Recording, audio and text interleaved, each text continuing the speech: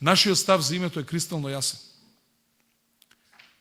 Промена на име не може да има. Она што можеме да пуштиме е двојната формула. Со грците да се договориме како во меѓусемната комуникација.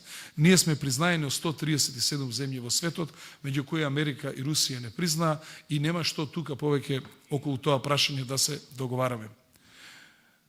Не можеме да одиме на референдум затоа што на референдум Македонија нема добиено име. Ниту на референдум ќе го потврдуваме, нити ќе го даваме нашето име.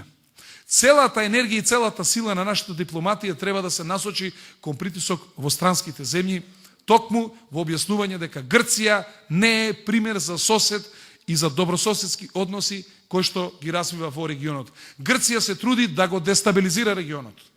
Грција со тоа што незиниот премиер вели треба да се држи Македонија во статус кво, за да се распадне и така да се разреши проблемот, таа значи свесно работи на дестабилизација, а во тој помага и Европската унија и да не речам и Соединените американски држави.